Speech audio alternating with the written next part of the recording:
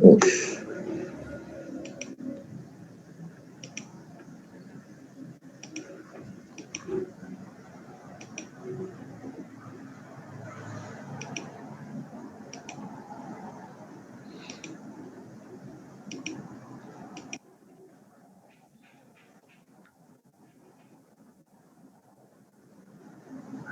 Vamos la campana.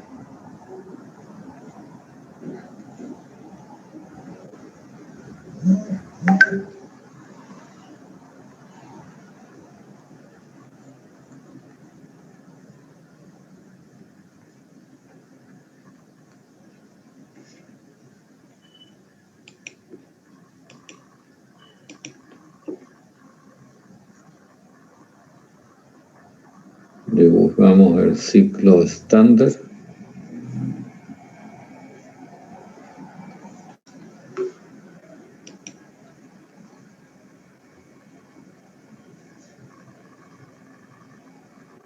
La compresión seca. La condensación.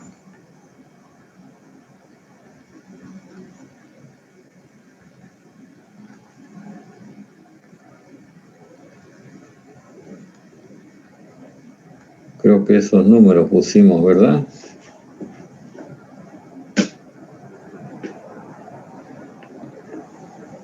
¿Alguien que me pueda confirmar esto? Ingeniero. Ya, y ahora dibujo el esquema de la instalación.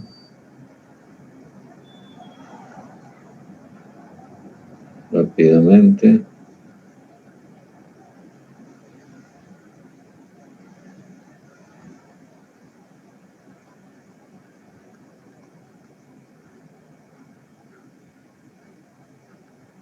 Y de esta manera tenemos el circuito que corresponde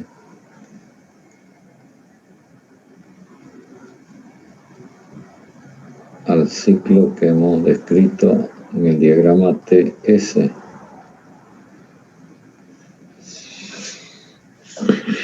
Hablamos del coeficiente de operación también, por supuesto, en base a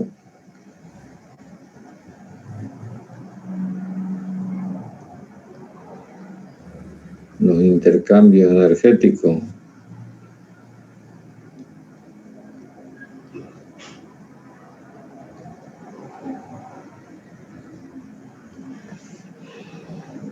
Bueno, no sé si todo esto lo vimos o hay algo que no vimos, no comentamos. Fíjense que Q sub 0, W sub 6 y Q sub 1 son cantidades de calor y de trabajo mecánico respectivamente por cada kilogramo de refrigerante que pasa a través del componente correspondiente. Llámese evaporador, condensador, compresor. Ya le dimos estos nombres, ¿verdad? Este es el evaporador. Por supuesto que esto es el compresor. Y este otro representa el condensador. Bueno, y la válvula está clarísima. Con tal motivo, a esta temperatura la llamamos temperatura de condensación, a esta temperatura de evaporación, y de la misma manera conocemos las presiones correspondientes. El ciclo 1, 2', 3', 4', 1 se conoce con el nombre de ciclo estándar de refrigeración o ciclo saturado simple. Y fíjense que al igual que el ciclo de Carnot, con conocer estos dos datos ya queda definido el ciclo.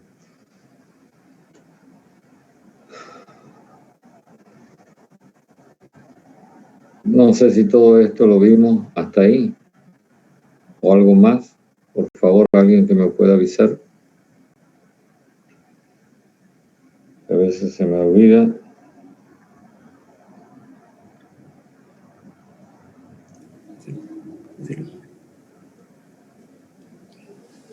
El otro detalle que ya comentamos también es que el coeficiente de operación nunca podrá alcanzar un valor infinito, pero puede ser 0. Incluso creo que comentamos de que hay veces que la heladera sufre desperfectos y equivalen a una situación de coeficiente de operación 0. E incluso consumiendo algo de trabajo mecánico. Creo que les dejé como tarea que ustedes investiguen qué es lo que está pasando en una heladera cuando funciona pero no enfría. ¿Cuáles son las probables causas de este problema? Así nos vamos enterando de cosas que de repente el día de mañana les van a ser útiles. Ok, este valor Q sub 0 y W sub C, fíjense, corresponden a este sistema termodinámico abierto y a este otro sistema termodinámico abierto que normalmente lo consideramos como sistemas F de una entrada y una salida, y creo que escribimos las expresiones matemáticas correspondientes. En primer lugar, en estos sistemas el flujo másico es constante. Quiere decir que el flujo másico de entrada es igual que el flujo másico de salida. Como lo que entra al evaporador en 2' es igual a lo que sale en 3', que es igual a lo que entra al compresor e igual a lo que sale en 4', y así sucesivamente, significa que en esta instalación existe un flujo másico único y constante. También existen instalaciones en donde hay variantes de el arreglo de los distintos componentes y sobre todo el agregado de otros componentes fuera de estos 4 elementos básicos, y entonces el flujo másico ya no es el mismo exactamente en todas las partes del sistema. Algo similar a lo que ocurre con las instalaciones de vapor. Entonces hay que tener cuidado en la definición del coeficiente de operación. Pero me voy a referir a eso. Fíjense, Q sub 0 lo vamos a medir en kilocalorías por kilogramo, pero que pasa por el evaporador. Y W sub C también lo podemos medir en kilocalorías, pero por cada kilogramo que pasa por el compresor. En este caso particular, el ciclo estándar, cada vez que pasa 1 kilogramo por el evaporador, pasa 1 kilogramo por el compresor, y entonces en la definición de coeficiente de operación las unidades se simplifican completamente y el coeficiente de operación resulta ser un número adimensional, que ya dijimos que normalmente este número es mayor que 1. A diferencia de cuando el parámetro que determinamos es rendimiento, en donde jamás el valor alcanza 1.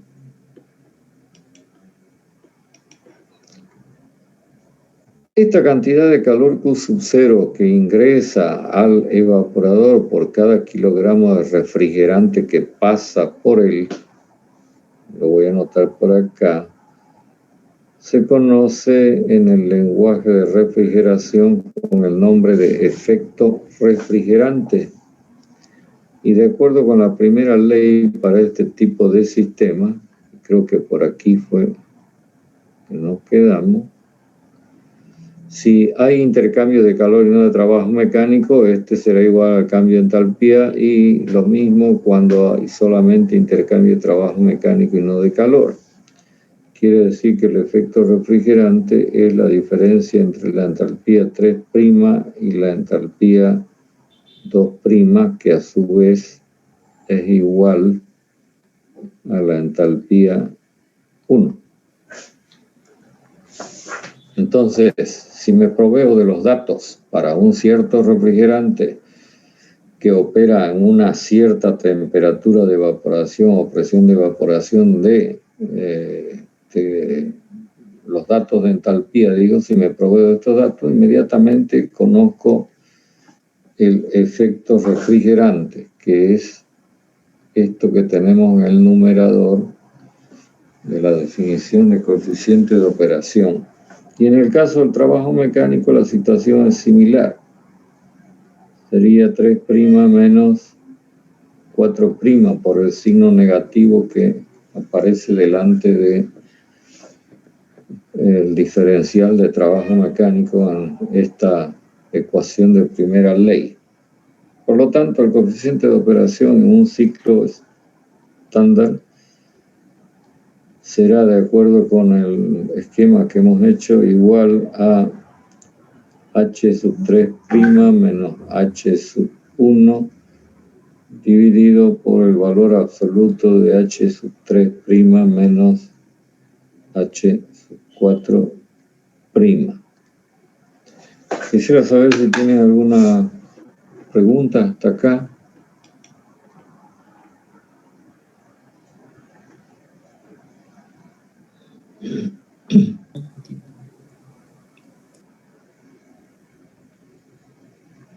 ¿Nada? ¿No hay ninguna pregunta? No, ingeniero. Bueno, como tanto el efecto refrigerante como el trabajo de compresión, fíjense, son valores que se determinan a partir de datos de entalpía, resulta que en las aplicaciones de refrigeración resulta entonces más conveniente el diagrama que ustedes conocieron seguramente en termodinámica, pH, característico de cada refrigerante, en donde aparece una campana así, inclinada hacia el lado derecho. Y en la cima de la campana, por supuesto, se ubica el punto crítico. Entonces,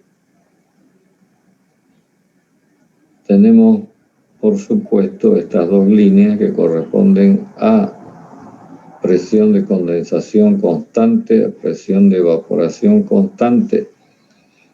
Tenemos las líneas verticales, como por ejemplo esta que voy a graficar, que traduce el proceso 1,2', que son líneas isoentálpicas. Luego tenemos, voy a dibujar con otro color, para que no se confundan, líneas de temperatura constante que son así, así y así.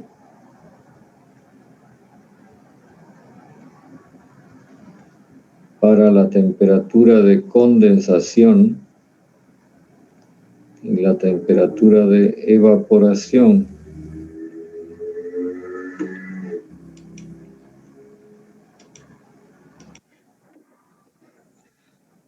Y luego se destacan también otras líneas importantes en este diagrama, como son líneas que funcionan así. Estas son líneas de entropía constante en la zona de vapor recalentado. De tal manera que entonces ya podemos, de acuerdo con ello, completar el ciclo estándar en el diagrama pH. Esta sería la transformación 2, 3'.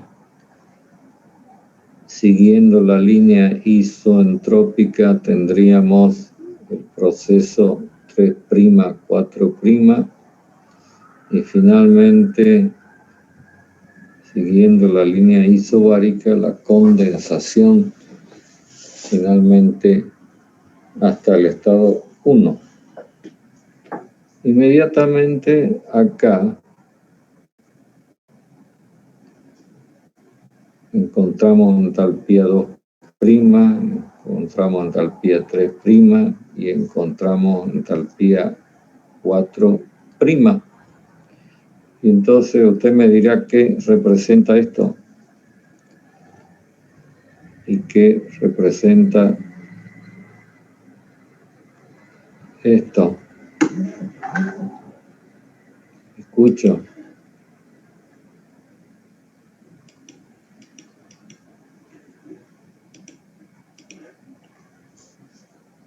No los oigo para nada. Trabajo, ingeniero. Refrigeración. ¿Cuál? Esta diferencia la tienen aquí. ¿Lo ven? Aquí. Es decir, esto es el efecto refrigerante y esto, por supuesto, Trabajo. el trabajo de compresión. Y entonces, si usáramos el diagrama pH, todo quedaría a la vista, ¿no?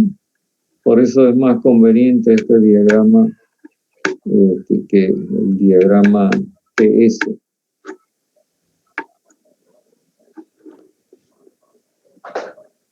Ahora, voy a comentar algunas cosas en relación con, por ejemplo, el efecto refrigerante.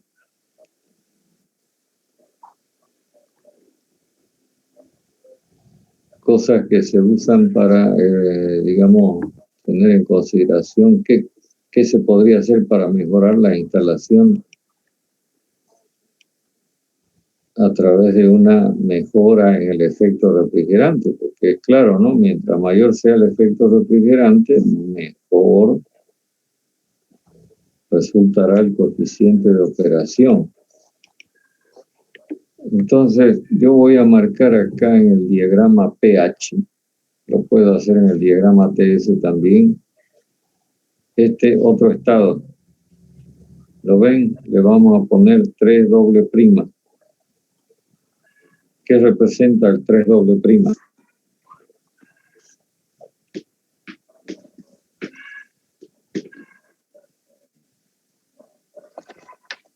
Estoy esperando que alguien se ponga. Líquido comprimido. Líquido Saturado.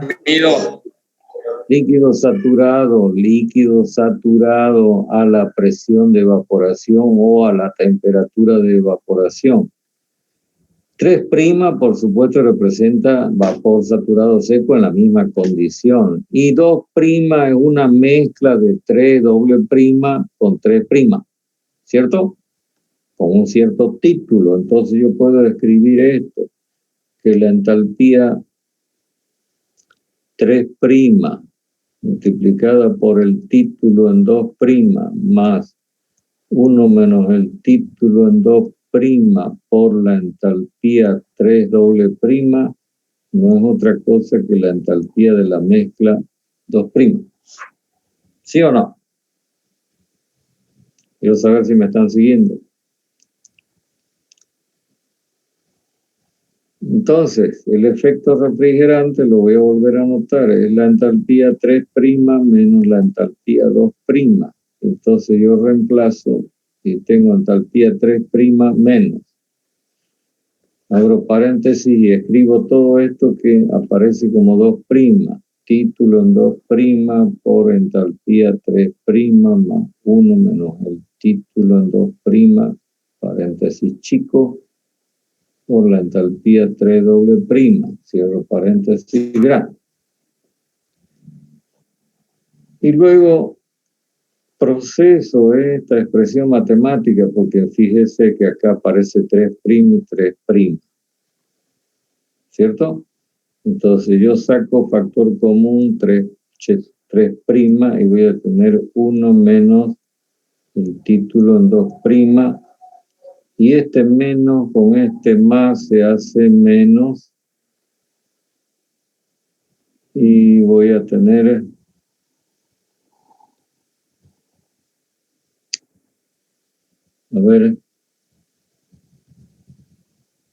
ya, más, menos, sería menos 1 menos el título en 2' por la entalpía 3 doble prima.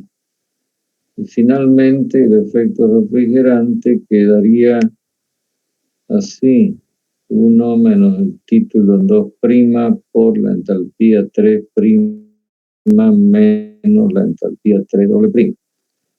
Ok, fíjense que el efecto refrigerante para un cierto refrigerante particular depende de dos factores que están aquí a la vista. Este factor y este otro factor. Dígame, ¿qué representa el primer factor?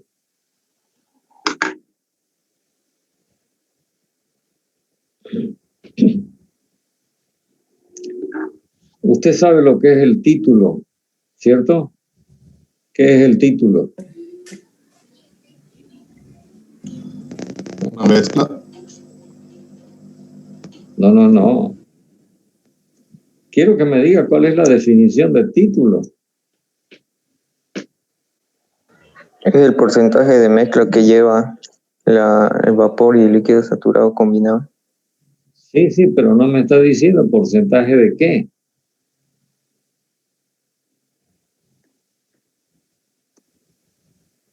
¿Del líquido?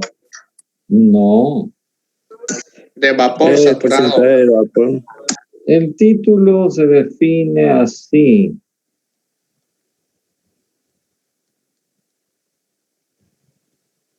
Entonces, esta es la mezcla y esto es solamente vapor saturado seco, es decir, que el título es la fracción o el porcentaje, como quieran, de vapor saturado seco presente en la mezcla.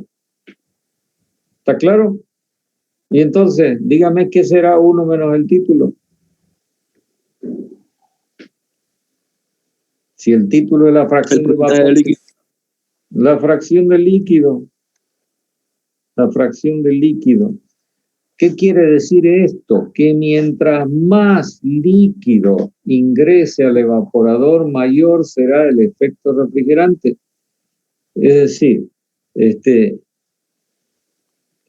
punto 2', mientras más se acerque a 3', dará como resultado un mayor efecto refrigerante, es decir, esta distancia que tenemos marcada acá se va a aumentar, ¿lo ven? Y el valor máximo que puede tomar el efecto refrigerante será máximo cuando el título en 2' sea igual a 0, ¿cierto? ¿Qué significa eso? Que este punto 2' del diagrama pH está coincidiendo con el punto 3'. Quiere decir que esto corresponde a una situación en la que solo ingresa al evaporador líquido. Entonces, esto se usa como criterio para conseguir algunas mejoras poniendo ciertos dispositivos que permiten aumentar la cantidad de líquido que ingrese al evaporador y por lo tanto mejorar el efecto refrigerante y finalmente el coeficiente de operación. ¿Me están comprendiendo esto o no? Quiero saber. Sí, ingeniero. Ok. Este es un factor. El otro factor es esta diferencia de entalpía. En realidad, ¿qué es H3'? Entalpía del vapor saturado seco. Por supuesto, a la presión de evaporación o a la temperatura de evaporación. ¿Qué es H3'? Es la entalpía del líquido saturado en la misma condición. Y usted sabe que la diferencia entre la entalpía del vapor y la entalpía del líquido, es decir, este valor, es una propiedad particular de cada sustancia, en este caso, cada refrigerante, que se conoce con el nombre de calor latente de vaporización. ¿Ok? Entonces, estamos estableciendo que el efecto refrigerante en primera instancia depende de la fracción del líquido que ingresa al evaporador, pero también depende del refrigerante a través de esta propiedad, que a su vez es función de la presión de evaporación. Usted tiene a mano las tablas de termodinámica, las tablas de Freón 12. ¿Tienen?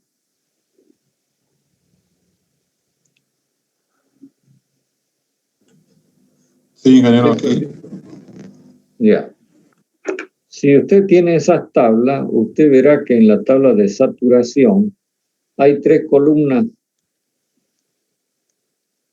en los datos de entalpía, ¿cierto? Sí. Una, no sé qué tabla es la que tiene, pero a veces aparece con H sub F. No sé si es la que tiene usted. Que en realidad es la entalpía del líquido saturado. Sí, ingeniero. ¿Con qué letra está apareciendo ahí? H sub F. F. H sub F. Bueno, es fluid, líquido saturado. Después tiene por acá en la tercera H sub G, ¿no? Que en realidad es la de vapor saturado seco. Esto es de gas.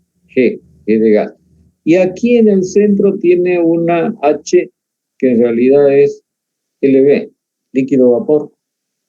O, de acuerdo con la nomenclatura esa, GB dice, ¿no?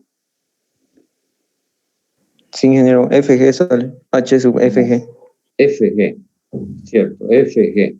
Entonces, usted tiene entalpía del líquido, entalpía del vapor, y acá aparece el valor de lambda, este valor que estamos llamando calor latente de vaporización. Usted debe recordar lo que aprendió en termodinámica, que el calor latente de vaporización es la cantidad de calor que permite que 1 kilo de una sustancia en estado de líquido saturado se convierta en ese mismo kilo, pero completamente en vapor saturado seco.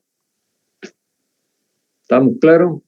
Bueno, esto quería mostrarles de que el efecto refrigerante está dependiendo de estos factores.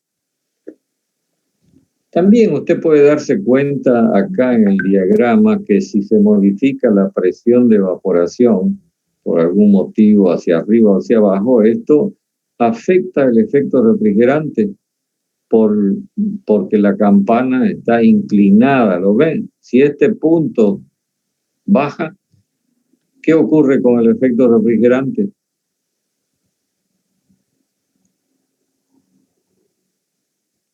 ¿Lo ven? Disminuye. Disminuye. Si este punto fuera por acá, porque la presión de evaporación es mayor, el efecto refrigerante es mayor. Esto le está dando una idea de que mientras más baja la presión, o sea, más baja la temperatura a la cual tiene que operar el sistema, la temperatura fría, más difíciles son las condiciones. ¿Ven? Está disminuyendo el efecto refrigerante, entonces la cosa se vuelve más complicada. Preguntas sobre todo esto que he comentado. Voy a borrar por acá. En el documento que yo les mandé tienen ejercicios resueltos. Sería cuestión de que lo estudien y si tuvieran alguna duda me pregunten.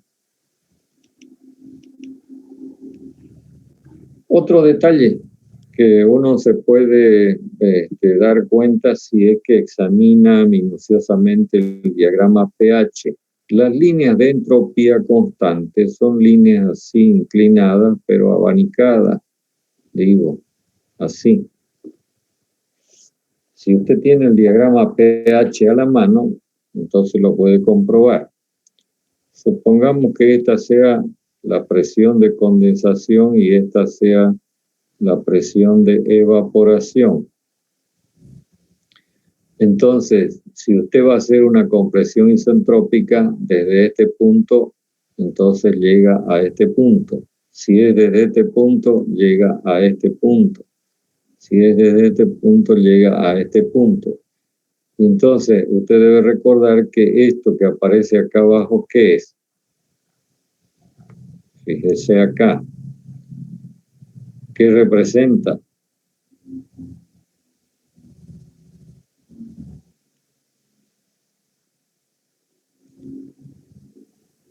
¿Temperatura? No. ¿Qué representa? ¿No ve? El trabajo del compresor. El trabajo del compresor. Y entonces, en la medida en que usted haga la compresión más hacia la derecha, ¿qué ocurre con el trabajo de compresión?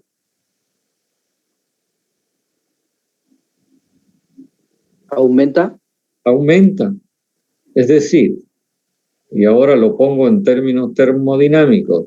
Si en lugar de comprimir de 3' a 4', fíjese en el diagrama pH, comprimiera desde este punto hasta este punto, usted gastaría más trabajo mecánico. Y este punto, que estoy resaltando, ya es vapor recalentado.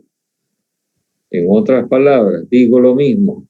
Mientras más recalentado sea el vapor que tiene que comprimir, por supuesto el compresor, más trabajo mecánico se va a gastar. Y acá voy a mencionar un detalle que es importante en las instalaciones. Hemos hecho la compresión seca que aparece acá en el otro diagrama, como consecuencia de que el compresor no acepta líquido. Entonces, para garantizarle la vida al compresor, preferible es que este 3' que esté ingresando al compresor, en lugar de ser como el que estamos marcando acá en el diagrama TS, un vapor saturado seco, preferiblemente debe ser un vapor recalentado, de tal manera de que no haya ese peligro de ingreso de líquido al compresor. Y les recuerdo que yo les dejé como asunto para que usted mire, que investigue cuál es la razón por la que los compresores no deben ser alimentados con vapor que tenga presencia de líquido. Bueno, pregunta de todo lo que estoy diciendo. Si no, borro y me refiero a otro asunto.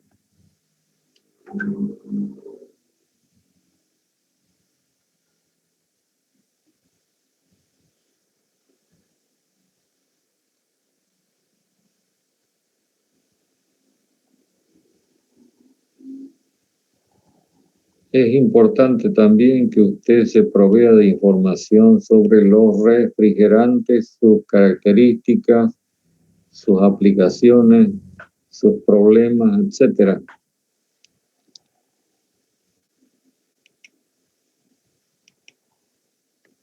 Bueno, en principio el coeficiente de operación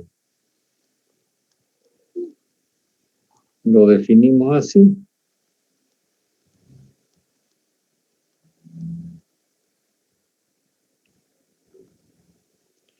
Y dijimos que esto da como consecuencia, como resultado de esta operación, en este circuito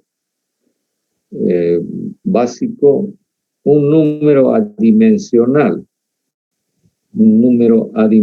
Y eso es porque se simplifican las kilocalorías, se simplifica el kilogramo que pasa por el evaporador con el kilogramo que pasa por el compresor, porque cuando pasa uno por un sitio, pasa uno también por el otro sitio, al ser el flujo másico constante.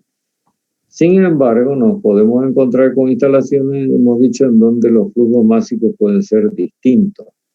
Y entonces, yo voy a hacer esta operación para este caso y lo que estoy anotando es el flujo másico que pasa por la instalación, que es constante. Y entonces la expresión no cambia porque estamos multiplicando por la misma cantidad en el numerador y en el denominador. El resultado es que cuando yo multiplico el flujo másico que pasa por el evaporador, mejor lo voy a poner así, por el efecto refrigerante, obtengo como resultado una cantidad que se mide en kilocalorías por minuto. ¿Qué viene a hacer esto?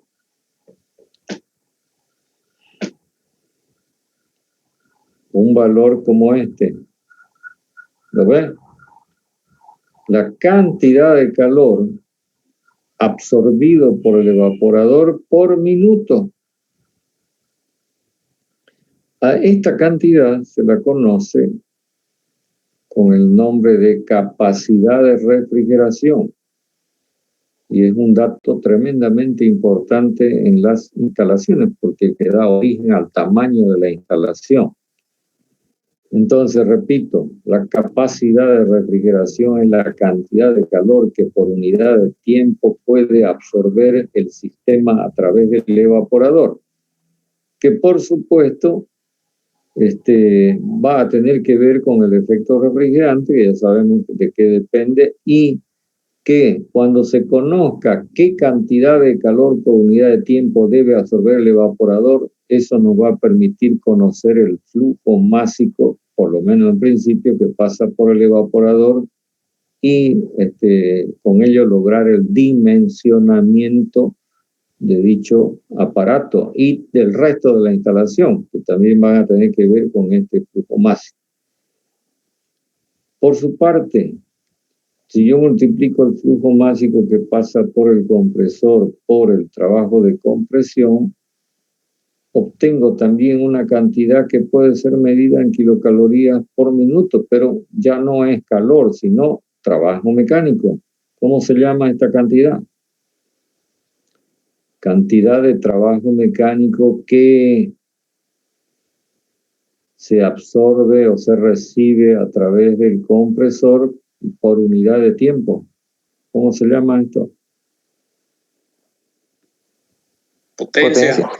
Potencia mecánica. Y entonces nos quedamos con una expresión que me dice que el coeficiente de operación es igual a la capacidad dividido por la potencia. Esta definición es mejor que esta que originalmente teníamos porque como está medida sobre base tiempo y el tiempo es único, entonces nos evitamos problemas cuando por una parte del circuito pasa un flujo másico que difiere de lo que pasa por otra parte. Entonces, en la medida de que se tenga que determinar el coeficiente de operación, preferible es usar esta definición. Y añado algo más. Así como se puede medir en kilocalorías por minuto por hora la capacidad de refrigeración, también se mide en toneladas de refrigeración. Entonces usted va a investigar cuál es la definición de esta unidad, que se llama tonelada de refrigeración. Y en el caso de la potencia, también la podríamos medir en kilovatios, en su defecto en HP. Kilovatios porque la mayoría de los motores que mueven a los compresores son eléctricos. Y en caso de que fueran de otro tipo, entonces podríamos apelar a esta unidad que es HP. Eso nos da la opción de que podamos nosotros, por ejemplo, expresar el coeficiente de operación en toneladas por kilovatio.